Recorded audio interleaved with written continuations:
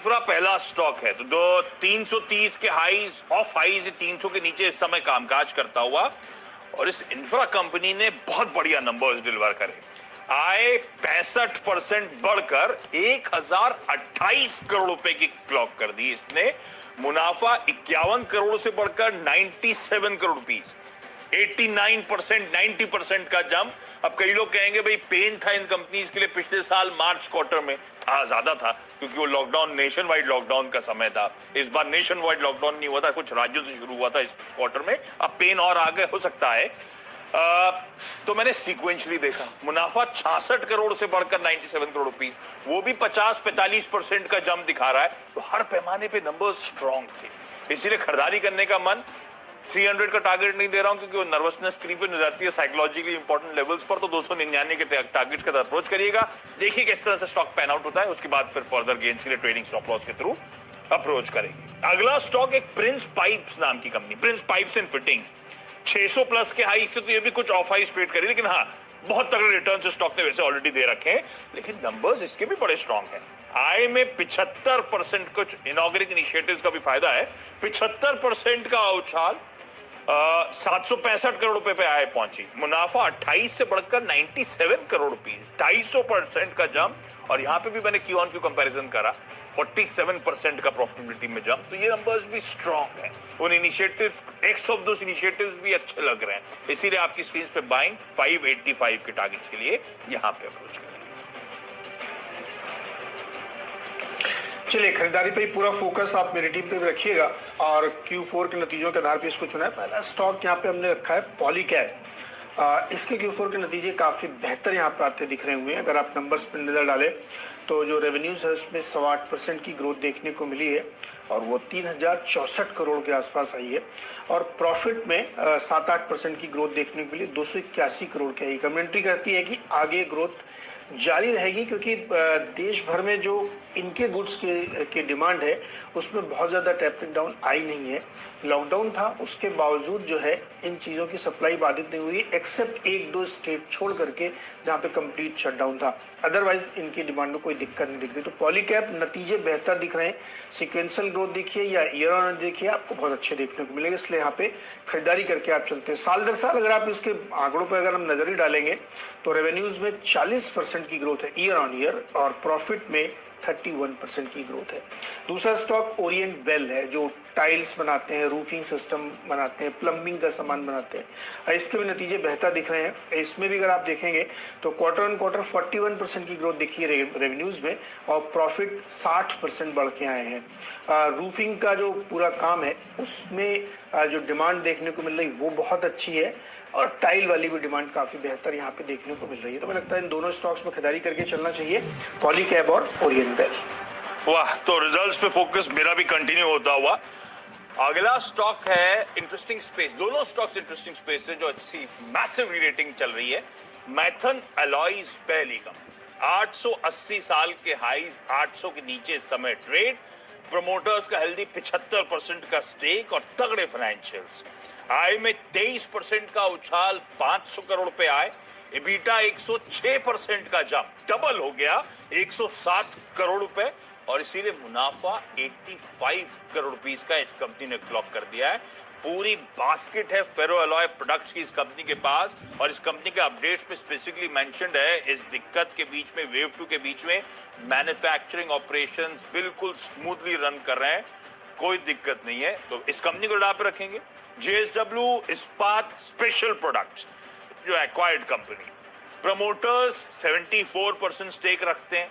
आय 135% का जंप, 630 करोड़ से बढ़कर 1485 करोड़ रुपीस इस कंपनी ने क्लॉक करी। 105 करोड़ का घाटा था पिछले साल Q4 में, उसके सामने 92 करोड़ रुपीस का प्रॉफिट क्लॉक करा। लास्ट क्वार्टर जहां भी ऐसा आंकड़े नजर आ रहे हैं, मैं लास्ट क्वार्टर चेक कर रहा हूं, मुनाफा 29 करोड़ रुपीस का था, तो वहां से भी ट्रिपल होता वो ऑलमोस्ट 29 से बढ़कर 92 करोड़ रुपीस। अच्छे नंबर्स, इसीलिए इसको मेंशन कर रहा हूं। दोनों कंपनीज के नंबर्स बहुत स्ट्रांग। और पांचवी कंपनी है बोरोसिल रिन्यूएबल्स। ये खैर इस लॉकडाउन के बीच में वेव 2 ने बड़ी फोकस में आई, इसने बड़े एम्प्लॉय फ्रेंडली जो ऑफर्स दिए इस कोविड पेन से जूझने के लिए अपने एम्प्लॉयज के लिए, उसके लिए तो सराहना करी सबने इसकी। स्टेलर नंबर्स, आय 105 करोड़ रुपए बढ़ी, EBITDA 406% का जंप, 21% का मार्जिन बढ़कर 53-54% पहुंचता हुआ, मुनाफा 4 करोड़ से बढ़कर 66 करोड़ रुपए क्लॉक कर रहा है। कैलकुलेट कर देता तो 17 गुना मुनाफे में जंप था, क्योंकि सोलर ग्रासेस की डिमांड बहुत स्पाइक हुई है पिछले साल से इस साल के बीच में, उसका सीधा सीधा फायदा रेवेन्यूज पे मिला है। और सोलर ग्रास स्पेस में ये कंपनी नियर मोनोपोली, तो पूरा फायदा इस कंपनी ने बुनाया, वो नंबर्स बखूबी नजर आ रहा है। और अब तो फर्दर केपेक्स करने की तैयारी कर रहे हैं इस डिमांड को कैटर करने के लिए FY22 में। हाँ, इन सब के बीच में उस केपेक्स एडिशनल जो होना है, फंड रेजिंग करेगी, राइट्स इशू के जरिए फंड रेजिंग की तैयारी हो रही है, वो एक ओवरहैंग बनेगा आगे। लेकिन इस समय बहुत स्ट्रॉन्ग नंबर्स, बहुत strong industry tailwinds Borosil renewables को डाप रखेंगे। 270 के लेवल्स के लिए यहां पे अप्रोच है। चलिए, मेरा तीसरा स्टॉक है इंडिया एनर्जी एक्सचेंज IEX, और इसके भी नंबर्स आए हैं, इसलिए इसको भी चुना है। चौथी तिमाही में इन्होंने 100 करोड़ की आमदनी दिखाई है, जिसमें करीब 26% की ग्रोथ आपको देखने को मिलेगी साल दर साल, और मुनाफा इनका करीब 61.5 करोड़ आया है, जिसमें करीब 35% की ग्रोथ देखने को मिल रही है। तो नंबर बेहतर दिख रहे हैं यहाँ पे। और वैसे भी ये स्टॉक जिस सेगमेंट में काम कर रहा है वहाँ पे इन्हीं के साथ जो गैस का एक्सचेंज बन रहा है वो भी इनके रडार में है। तो मैं लगता है कि आगे जाते हुए उसमें तेजी बनेगी, क्योंकि गैस की प्राइसेस में बड़ा इंप्रूवमेंट देखने को मिल रहा है, तो इसलिए वहाँ पे ट्रेडिंग वॉल्यूम काफ़ी जनरेट हो रहा है, तो इसमें खरीदारी करके चल सकता है। अगला स्टॉक है NXT डिजिटल, नेक्स्ट डिजिटल कह सकते हैं, NXT डिजिटल। इसने भी कंपनी ने अपने जो रिजल्ट पेश किए हैं उसमें जो मार्च क्वार्टर था उसमें 277 करोड़ रुपए का इनका जो रेवेन्यू बढ़ा, उसमें अच्छी खासी तेजी देखने को मिली, और इसके प्रॉफिट्स में भी 167% की ग्रोथ देखने को मिली है। नंबर काफ़ी बेहतर दिख रहे हैं। और इसके साथ ही कंपनी ने 300 रुपये प्रति शेयर पे राइट्स इशू का ऐलान किया है, यानी आपके पास अगर 5 शेयर है तो आपको 2 राइट्स का ऑप्शन मिलेगा, और प्राइस इसका रखा गया 300, और इस समय प्राइस चल रहा है 517 रुपये। तो अच्छे नतीजे राइट्स इशू खबरों चलते मुझे लगता है तेजी बनेगी, 550 का टारगेट इसमें रख सकते हैं। पांचवा स्टॉक हमारा है अंबालाल साराभाई, जो हमने आपको बुधवार को बताया था। 20% का सर्किट लगा था, क्योंकि जो म्यूकरमाइकोसिस की दवा बनाने का API है वो बनाने वाली एकमात्र कंपनी है ये, तो इसलिए उसका बेनिफिट इनको नेचुरली मिलेगा, क्योंकि लगातार दाम भी उसके बढ़ रहे हैं। आज आप खबर देखेंगे कि फार्मा कंपनियां सरकार के पास गई कि API की कीमतें बहुत ज़्यादा बढ़ रही हैं, और उनको प्राइस हाइक का मौका दिया जाए या प्राइस हाइक करने को उनको इजाज़त दी जाए। लेकिन चूंकि ये डोमेस्टिकली प्रोड्यूसर हैं और सबसे बड़े प्रोड्यूसर और एकमात्र प्रोड्यूसर है, तो इसलिए इनको काफ़ी फायदा इससे हो रहा है। तो मैं लगता है कि अभी एक ही सर्किट लगा है, और भी लग सकते हैं या और भी इसमें तेजी देखने को मिल सकती है। तो अंबालाल साराभाई आज फिर से 40 रुपए के लक्ष्य के साथ। डिपेंडेबल ही बारी आशीष। अंबालाल साराभाई से ना पता नहीं, हमेशा जब भी नाम आता है ना साराभाई वर्सेस साराभाई, वो हमेशा याद आता है। गजब की सीरीज थी। लेकिन हाँ, ये कंपनी के लिए बहुत अच्छे स्वीट स्पॉट पे। दिक्कतें हैं, लेकिन फार्मास्यूटिकल खैर बनी इंडस्ट्री इस समय के लिए, तो इन सब कंपनीज को फायदा होगा। अच्छा, अब कुछ सेल कॉल्स हैं, तो मैंने स्पेसिफिकली शुरुआत में मेंशन कर दिया था, अगर स्क्रीन पे स्ट्रेंथ नजर आती है तो अवॉइड करेंगे। जहां वीकनेस होगी, मुझे लगता है ये स्टॉक्स इवेंचुअल अगर वीकनेस क्रीप इन होती है तो ये शायद प्रॉफिट टेकिंग की गिरफ्त में आएंगे। और इस सेल वाली कंपनी, पता नहीं बोलने में मजा नहीं आता, क्योंकि ये कंपनी हमेशा बहुत पसंद आती है फंडामेंटली।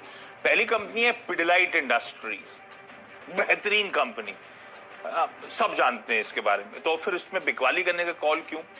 पिडिलाइट स्पेसिफिकली बिकवाली का कॉल इसीलिए क्योंकि इंडिया इंक का परफॉर्मेंस इस Q4 में बहुत स्ट्रांग रहा, रेवेन्यूज में अच्छा ट्रैक्शन गार्नर करा। पर कई सारी इंडिया इंक की कंपनीज के साथ एक दिक्कत हो गई है, जो राइजिंग रॉ मटेरियल कॉस्ट्स हैं वो पास ऑन नहीं हो पा रहे। पास ऑन हो रहे हैं तो लैग के साथ हो रहे हैं, कुछ हद तक हो पा रहे हैं, कुछ डेंट लेना पड़ रहा है, क्योंकि मैक्रो एनवायरनमेंट भी कंड्यूसिव नहीं है उस तरह से पास ऑन करने के लिए। तो पिडिलाइट के साथ दिक्कत ये हो गई कि रेवेन्यूज तो अच्छी बीट थी, रेवेन्यूज में 44-45% का उछाल, बल्कि जो बाजार एक्सपेक्ट करता उससे कुछ बेहतर ही ट्रैक्शन आया। पर मार्जिन्स देखिए, ग्रॉस मार्जिन साल दर साल 460 बेसिस पॉइंट गिरे, even Q on Q 400 basis point, 4% का कट। आप लोग EBITDA मार्जिन्स देखते हैं, क्यू ऑन क्यू वो 750 बेसिस पॉइंट 7.5% गिरते हुए नजर आए। इस तरह का डेंट इन कंपनीज को लेना पड़ रहा है। पिडिलाइट की चार्ट में बहुत स्ट्रेंथ है, रिविजिट करने की कोशिश कर रहा है अपने हाईज को, उसके अगेंस्ट में आके खड़ा हुआ हूं मैं कि शायद नंबर्स के चलते वीकनेस क्रीप इन होनी चाहिए। होपफुली शायद प्रॉफिट टेकिंग आए, थोड़ा सा वॉच आउट करेंगे। स्ट्रिक्ट स्टॉप लॉस बेहतरीन पेडिग्री कंपनीज के साथ हमेशा लगाना बहुत जरूरी। 1824 के लेवल से।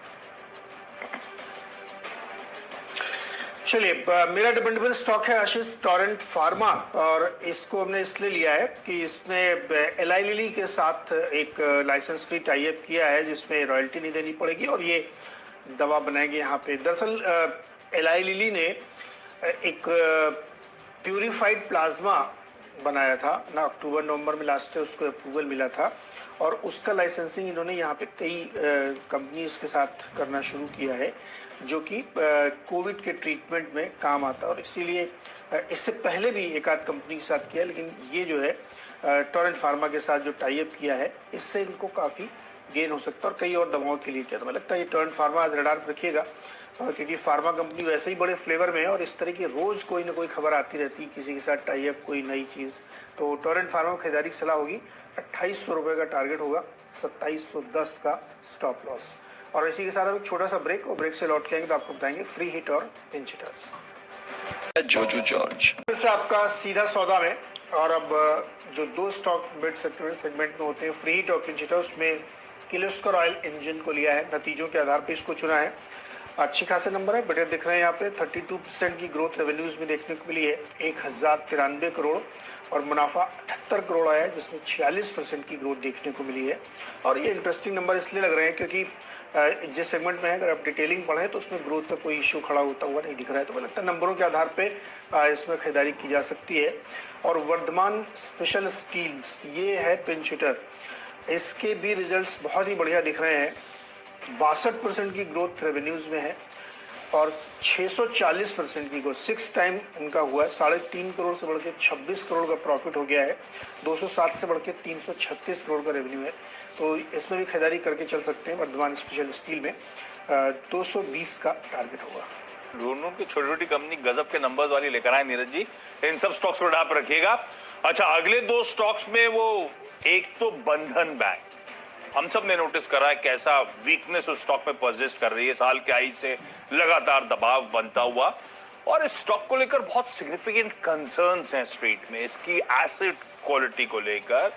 जिस रीजन में खासतौर पे ऑपरेट करता है वहां पे पॉलिटिकल प्रेशर्स, इसके उन पैसे को वापस ला पाने पे दिक्कतें, वो सब चैलेंजेस अब स्ट्रीट में बड़े पोटेंट है।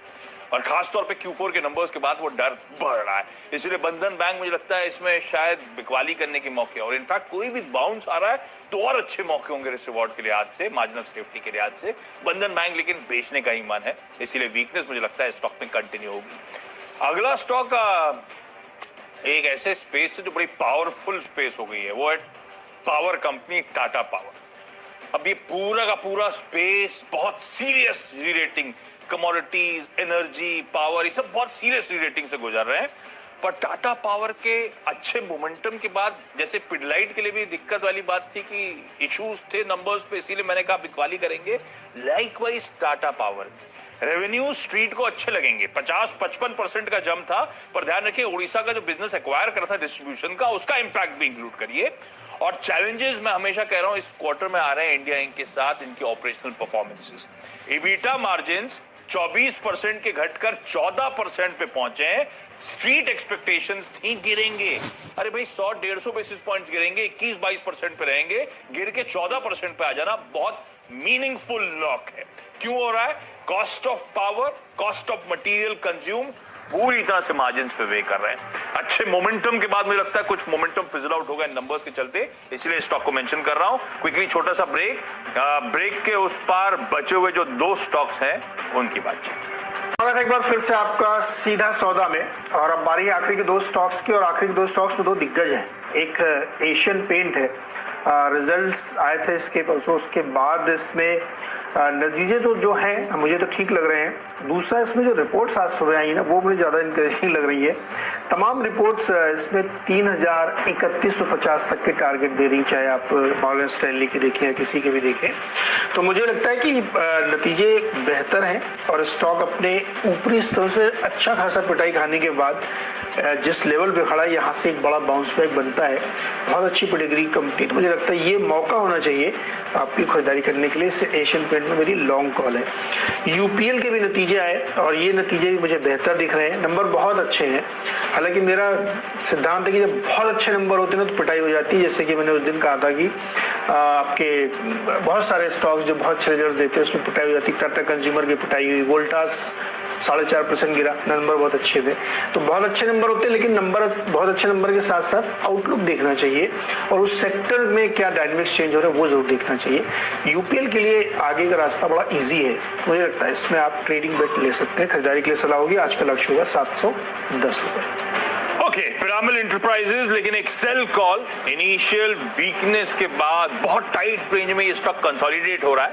नंबर्स पर रिएक्शन शायद देखने को मिले। अच्छा, pharmaceutical part of the business तो अच्छा कर रहा है, जो कंसर्न्स हैं वो इसके फाइनेंशियल बिजनेस को लेकर हैं और ये back to back second quarter है जब बहुत कमजोर परफॉर्मेंस, वीक रेवेन्यूज हैं, एयूएम्स गिर रहे हैं, एसेट क्वालिटी डिटोरिएट हो रही है।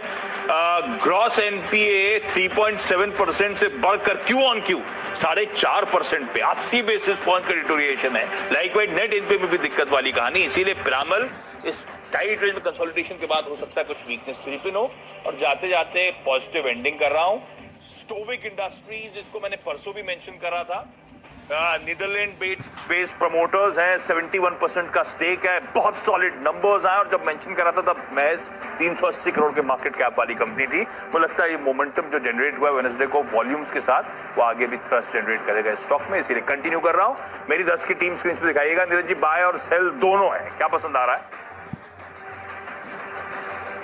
बाय के साइड जाऊंगा और बोरोसिल रिन्यूएबल्स जो आपने लिया, एक्चुअली मैं थोड़ा सा चूक गया, नहीं मेरी टीम में होता। मुझे बहुत पसंद है कंपनी और रिजल्ट्स तो बहुत ही उम्दा है और जिस सेगमेंट में काम करो उसमें तो कुछ कहने की जरूरत ही नहीं, अगले कई डेकेड्स तक वो बहुत मैटर करेगा। तो मुझे लगता है कि नतीजों के आधार पर और सेक्टोरली आउटलुक बहुत अच्छा है, तो बोरोसिल रिन्यूएबल में खरीदारी जरूर करनी चाहिए।